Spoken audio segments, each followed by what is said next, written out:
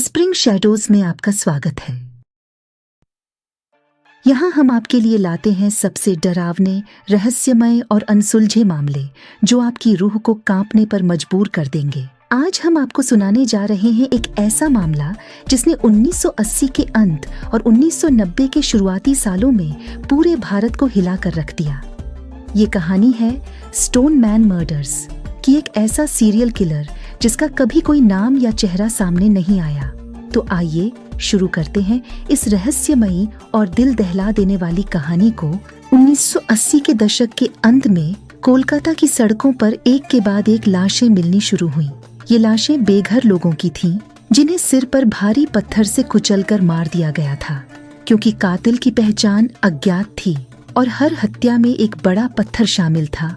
Police ने इस कातिल को स्टोन मैन का नाम दे दिया। कोलकाता में स्टोन मैन की दहशत की शुरुआत 1979 में हुई। पहले शिकार एक बेघर आदमी था जिसकी लाश एक फुटपाथ पर मिली थी। सिर पर भारी चोटें थीं और पास में एक बड़ा पत्थर मिला था। पुलिस को ये मामला सिर्फ एक दुर्घटना लगा, लेकिन जब अगले कुछ महीनों में 12 और लाशें उसी तरीके से मिली तो शहर में दहशत फैल गई। सभी हत्याएं रात के समय हुईं और शिकार वही बेघर लोग थे जो फुटपाथ पर सोते थे। कातिल का कोई सुराग नहीं था और लोगों में डर था कि अगला नंबर किसका होगा। स्टोन मैन अपने शिकार को तब निशाना बनाता था जब वो गहरी नींद में होते थे। सुबह पुलिस को सिर पर पत्थर के भारी वार के साथ पड़ी लाशें मिलती थीं। हत्या के बाद स्टोन मैन कभी कोई निशान नहीं छोड़ता था।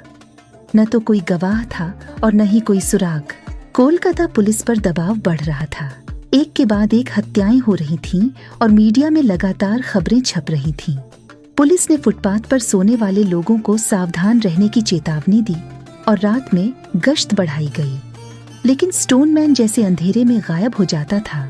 हालांकि कई लोगों को हिरासत में लिया गया, परंतु किसी पर भी ठोस सबूत नहीं मिला। हत्याओं का सिलसिला जारी रहा और फिर अचानक 1990 के आते आते ये हत्याएं रुक गईं। जब कोलकाता में हत्याएं थम गईं, उसी दौरान मुंबई में ठीक वैसे ही हत्याओं का सिलसिला शुरू हो गया। 1979 के अंत और 1990 की शुरुआत में मुंबई में बेघर लोगों की 13 हत्याएं की गईं। सभी का तरीका वही था, सिर पर भारी पत्थर से हमला। मुंबई पुलिस ने इन हत्याओं को गंभीरता से लिया, लेकिन उन्हें भी स्टोन मैन की कोई ठोस पहचान नहीं मिल सकी।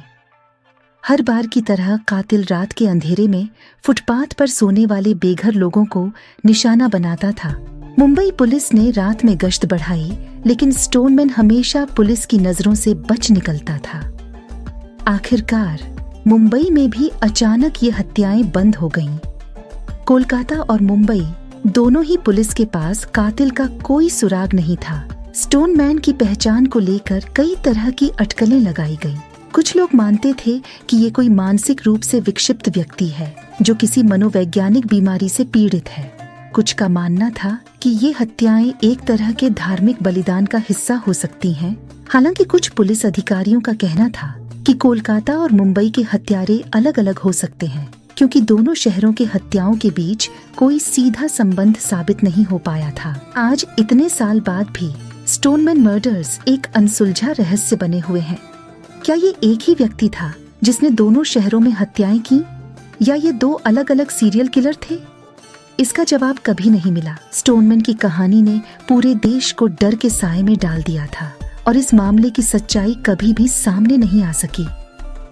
ये एक ऐसा रहस्य है जो आज भी भारत के सबसे डरावने और रहस्यमयी हत्याकांडों में गिना जाता है। तो दोस्तों, ये थी स्टोन मैन मर्डर्स की डरावनी और रहस्यमयी कहानी।